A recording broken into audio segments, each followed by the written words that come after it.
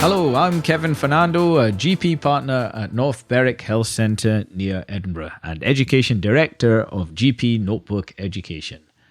Welcome to our new GP Notebook podcast, a bite-sized regular chat for all of us working in primary care.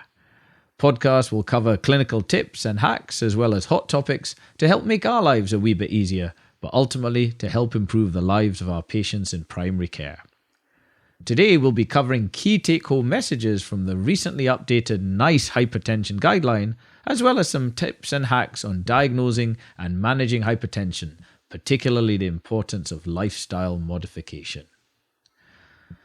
Now, the World Health Organization tragically reminds us that there are around about 15 million strokes worldwide annually, and hypertension contributes to over 12 million of them. So hypertension is indeed one of the most important preventable risk factors for cerebral vascular disease. Now, NICE updated their guideline, Hypertension in Adults, Diagnosis and Management, during late August 2019, and I'm going to take you through some key take-home messages from it relevant to us all working in primary care. Now, thankfully, NICE NG136 remains pragmatic with respect to the diagnosis of hypertension. NICE suggests we diagnose hypertension if clinic blood pressure is greater or equal to 140/90 and a subsequent home or ambulatory blood pressure daytime average is greater or equal to 135/85.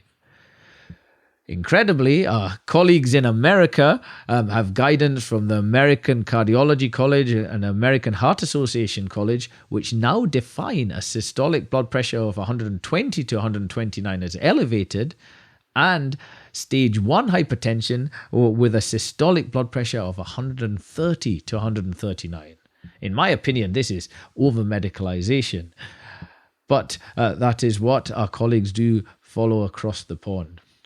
So in terms of NICE's recommendation, as you can see, very much the direction of travel is home or ambulatory blood pressure monitoring. And certainly this is the practice we have adopted in North Berwick. So when might we consider treatment? Well, as always, lifestyle interventions recommended first line. As always, the first step in healthcare is self-care. We must always educate before we medicate. So NICE does recommend we consider antihypertensive therapy in addition to lifestyle for everyone up to the age of 80 with persistent stage 1 hypertension and a 10-year cardiovascular risk of greater or equal to 10%. So you can see this is the first key change in this updated NICE guideline. NICE have halved that 10-year CVD risk threshold from 20% to just 10%. Now, in reality, though, I suspect that the majority of us have already been using a lower risk threshold, probably somewhere between 10 to 15%. But NICE have now formalized this lower risk threshold to use. So what do we mean by persistent stage 1 hypertension? Stage 1 hypertension, NICE define as a clinic blood pressure of 140/90 to 159/99, and a home or ambulatory blood pressure daytime average of 135/85 to 149/94.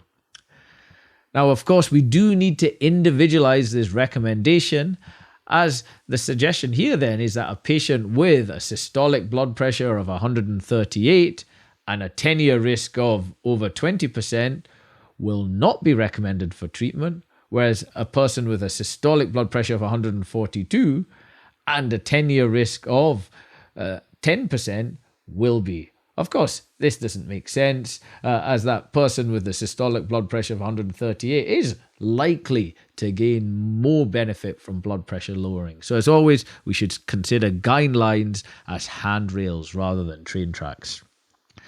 NICE also reminds us that we should consider antihypertensive therapy for those with persistent stage 1 hypertension with either end organ damage, such as left ventricular hypertrophy, established cardiovascular disease, renal disease, or diabetes.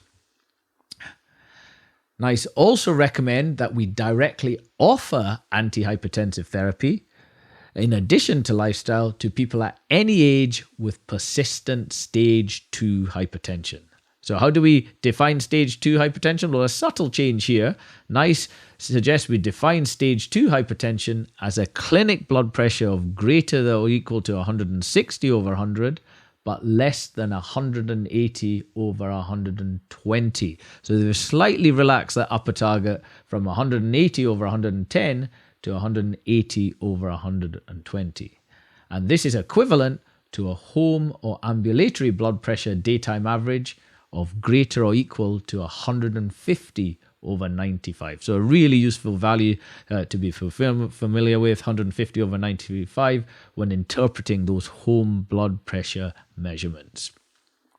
How about those individuals over the age of 80? Well, NICE, of course, remain holistic here and tell us to use our clinical judgment, particularly for those with multimorbidity or frailty. But we should consider antihypertensive therapy in addition to lifestyle if clinic BP exceeds a very pragmatic 150 over 90. So I was pleased to see that. Also, a useful reminder on NICE for adults under the age of 40 with hypertension. NICE do suggest we consider phoning a friend to exclude secondary causes of hypertension, such as Conn's syndrome or primary aldosteronism. This actually classically presents with hypertension and hypokalemia, but potassium levels can often be normal. So if we do suspect primary aldosteronism, we should check plasma aldosterone levels and plasma renin levels. And a high aldosterone-renin ratio is suspicious of primary aldosteronism, and further investigation is warranted. So a useful tip there for those adults under the age of 40 with hypertension. So what blood pressure target should we aim for? Well, again, NICE are quite pragmatic here. They suggest we aim for less than 140 over 90 in everyone all the way up to 80, and interestingly, including those with diabetes. So NICE appear to have slightly relaxed blood pressure targets for those with diabetes from 140 over 80 to 140 over 90. The one exception, though, is if there's diabetes with coexisting chronic kidney disease, in which case we should still aim for that tighter target of less than 130 over 80. And again, for those individuals over 80, use your clinical judgment, particularly for those with frailty or multimorbidity, and broadly aim for less than 150 over 90. But of course, we can take our foot off the pedal as one becomes increasingly frail. In terms of treatment, a few subtle changes from NICE. An ACE inhibitor or ARB is now recommended first line for everyone with type 2 diabetes, irrespective of age or indeed ethnic background. So this was quite interesting because previous guidance has suggested we don't use an ACE or ARB, particularly for those from, for example, a Black African background. But this is no longer the case in the updated guideline.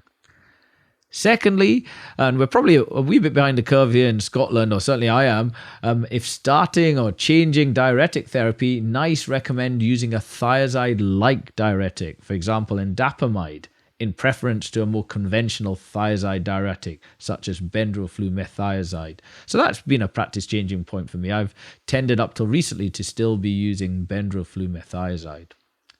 And what about resistant hypertension, fourth-line treatment? So you've added in an ACE inhibitor, then a calcium channel blocker, a diuretic. What's next? It's often a bit of a melange next, isn't it? Doxazazine, a beta blocker, maybe change the diuretic. So we had a really useful study called the Pathway 2 trial published a few years back, looking at spironolactone compared to doxazazine, compared to bisoprolol, compared to placebo for the treatment of resistant hypertension. And what they found was actually spironolactone resulted in the highest reduction in systolic blood pressure and the highest proportion of people achieving their blood pressure targets. So this is actually really simplified blood pressure management for me in primary care. I'll start now with an ACE or an ARB, add in the calcium channel blocker, add in the diuretic, and then add in low-dose spironolactone, 25 milligrams. And of course, we need to keep an eye on the UNEs, particularly the potassium. And there was a useful MHRA drug safety alert published a few years back, giving us a protocol to consider checking UNEs potassium levels after initiating spironolactone. So well worth having a look at that. And finally, it was very interesting to see the publication of a practice-changing paper in the European Heart Journal, the Hygia chronotherapy trial. This was a large trial, nearly 20,000 people with hypertension, and they looked at blood pressure reduction and outcomes with bedtime dosing of antihypertensives compared to morning dosing. And what they found was that bedtime dosing of antihypertensives resulted in better blood pressure control, and this actually translated into fewer cardiovascular events compared with morning dosing of antihypertensives. So really interesting result and a nice, simple, take-home, practice-changing message. Tell your patients to, if possible, take their blood pressure medications at night. Now, of course, taking the drugs at any time is better than not taking them at all, but certainly taking them at night does seem to have its significant advantages. Next, a few tips on measuring blood pressure. There was a very provocatively titled editorial in the BJGP during 2014, "Why Are Doctors Still Measuring Blood Pressure?" which drew on the results of a large systematic review and meta-analysis comparing blood pressures measured by nurses and doctors. And they found that doctors consistently measured 7/4 millimeters of mercury blood pressure higher than nurses.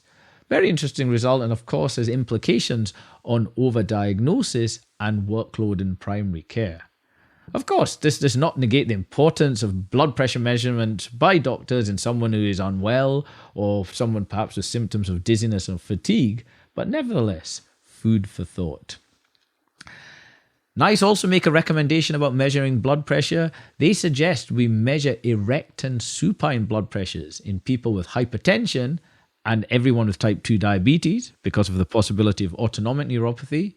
We measure erect and supine blood pressures in everyone with symptoms of postural hypertension. And also, we measure erect and supine blood pressures in everyone over the age of 80 because, of course, it is a risk factor for falls. And importantly, if we are going to treat with drugs blood pressure, we should base any BP target on the standing blood pressure rather than the sitting blood pressure. So a really useful practical point there. Next, some tips on lifestyle advice, lifestyle modification, hypertension. We're all well aware, aren't we, of the robust evidence for exercise, for smoking cessation, for drinking alcohol within recommended limits, for weight loss, and also maintaining a healthy diet to manage hypertension in a non-pharmacological way. But it's well worth spending a wee bit more time on salt because we have quite robust evidence actually that reducing salt to less than 6 grams a day or just over 1 teaspoon reduces blood pressure by 5 to 6 millimeters of mercury, which is just as effective as many medications we use. So 6 grams of salt is equivalent to 2.4 grams of sodium, which is equivalent to just over a teaspoon of salt. So well worth discussing this with people living with hypertension. Also, a useful reminder, we should be avoiding soluble medications, effervescent dispersible medications in anyone with background cardiovascular disease, including hypertension, because these are generally high in sodium. The one exception is aspirin, 75 dispersible. This does not have a high sodium content. And also worth discussing the DASH eating plan. DASH stands for Dietary Approaches to Stopping Hypertension. It's an evidence-based, validated eating plan published in the New England Journal of Medicine way back in 2001. So I routinely give this out to all the people newly diagnosed with hypertension. Not rocket science, a nice healthy diet, low in saturated fat, plenty of fruit and veg, low in salt, and high in potassium actually. And also well worth spending a little bit of time in potassium because we do have evidence, okay, not quite as robust as sodium, but certainly we do have evidence that increasing potassium to 3.5 to 5 grams daily can reduce blood pressure by 4 to 5 millimeters of mercury. The problem for me, though, is when I'm trying to think what's high in potassium, the only thing I can think of is bananas. But actually, when I looked into this, avocado, sweet potato, spinach, pulses, beans, and chicken are all naturally high in potassium. So I've put together a GP Notebook shortcut for you on lifestyle modifications to manage hypertension, available on our website, www.gpnotebookeducation.com, where I've got a range of lifestyle modifications, the specific recommendations we should be discussing with individuals, and approximate systolic blood pressure reductions we might expect with that lifestyle modification, and also key references if you do want to read a wee bit more about the background studies. So I hope you might find this shortcut helpful as a backbone of a consultation with someone with hypertension to reinforce the importance and indeed effectiveness of non-pharmacological management of hypertension. And then finally, before we finish, just a quick, nice take-home message from European guidelines for hypertension published during 2018. Interestingly, our European colleagues suggest if we are going to treat hypertension with drugs, we should consider initial single pill combination treatment in most patients. So, for example, if we are going to start drugs, start a combination of both perindopril and indapamide. Now, NICE, I should point out, do not make this recommendation. They specifically said they don't feel the evidence was strong enough. I've got to say, on an individual basis, I do consider this, particularly for my higher risk patients. And that indeed is the combination I often consider, perindopril and indapamide. And certainly from my own clinical experience, I've got to say, it does what it says on the tin. And in reality, most of our patients do require more than one drug to control their blood pressure. So certainly that was the European guidelines rationale. If most people do require more than one drug, start that initial dual combination, and that gets the blood pressure down effectively and quickly. In the UK, of course, we've been largely discouraged, haven't we, from using combination products, and very few available. So whilst I do consider this on an occasional basis, I prescribe them separately and generically. So thank you all for listening. I hope you found this podcast helpful. Please make sure to subscribe to our podcasts, which are available on all major platforms. And please do get in touch via social media if you have any questions, comments, or ideas for future podcasts. You should also visit us at GPnotebookeducation.com to notch up some CPD points, register for our GP Notebook clinic events. Our 2020 dates are now live, and you can also download some free resources and our GP Notebook shortcuts to make our lives a wee bit easier in primary care, but ultimately to help improve the lives of our patients. The topic of our next podcast will be some tips and hacks on the best use of CRP and ESR in primary care.